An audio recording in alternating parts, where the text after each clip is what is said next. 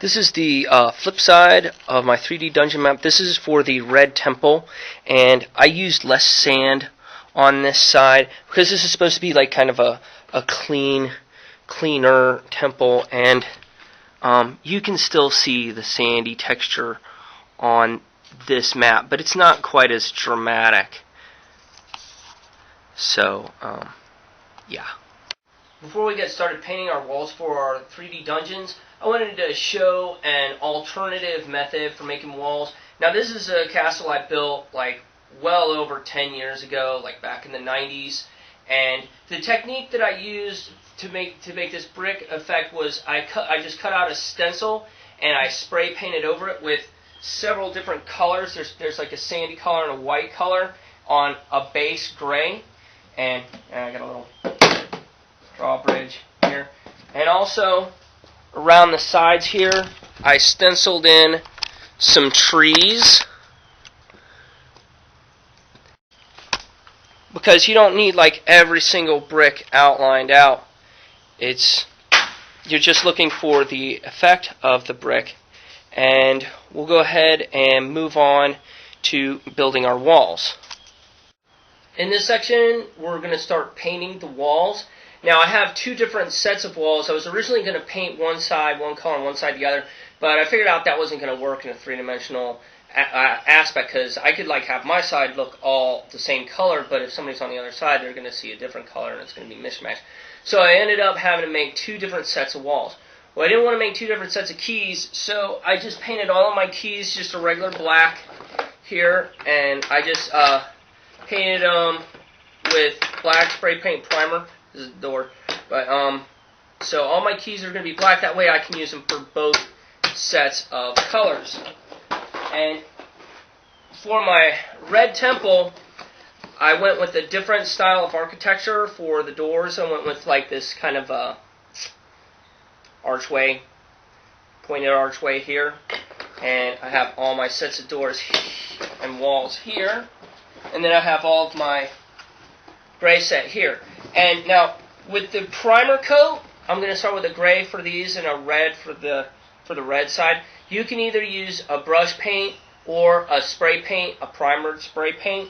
Either way, it doesn't really matter that much. It just depends on what you want to do and how involved you want to get. So I'm going to spread all my little pieces out here, and I'm going to get ready to paint them. Okay, for the sake of speed, I'm going to brush stroke the, and plus this would take like a crap load of spray paint, so I've got plenty of this, and I'm just going to get messy here, paint these up.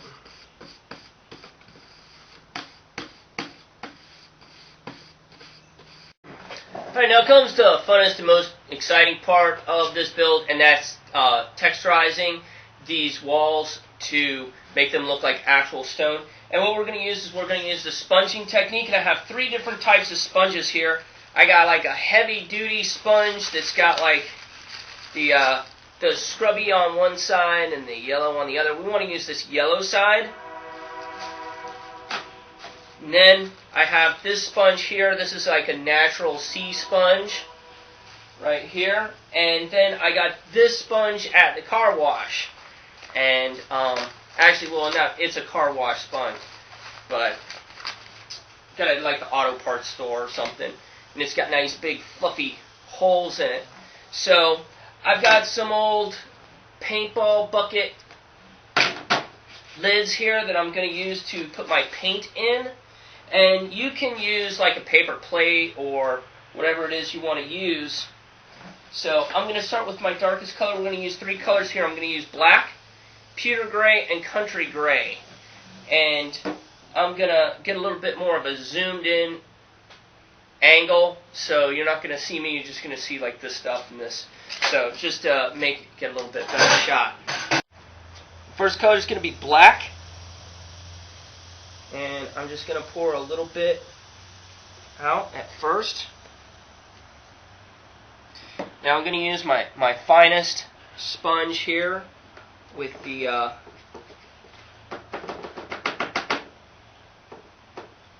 smallest holes.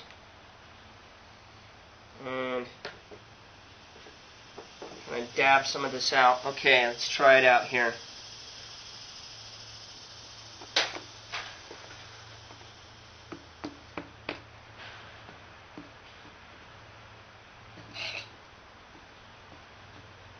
Now, you don't want to mash too hard, or else you're just going to make the whole thing black.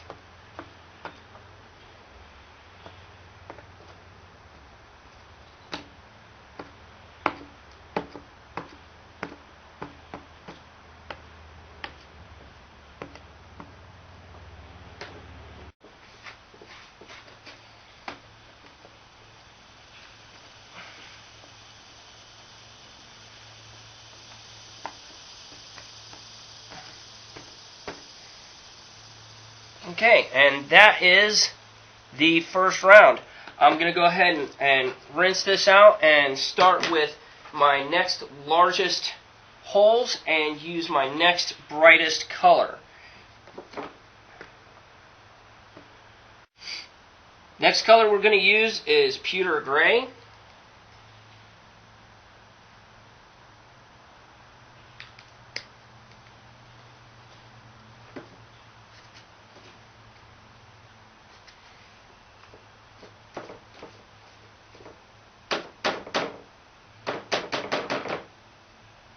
See how this works out here.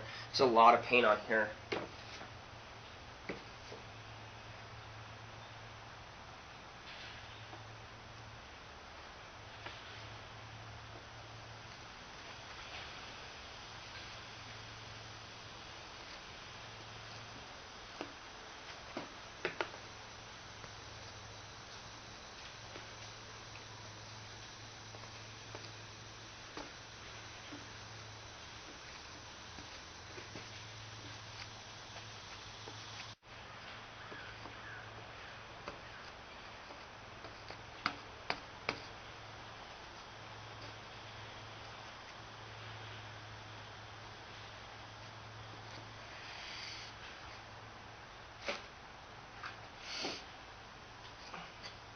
And there we go.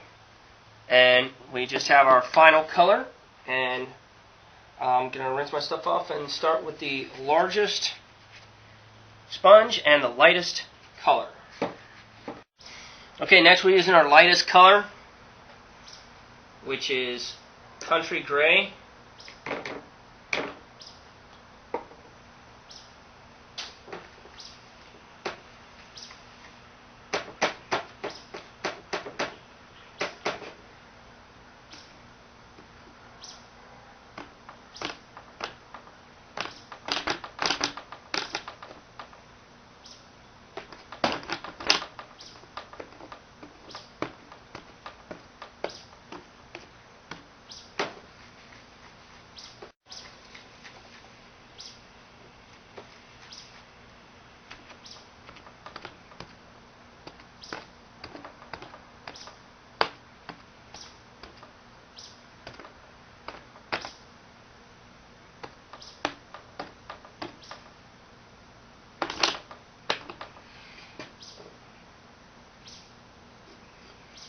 That's it. There we go.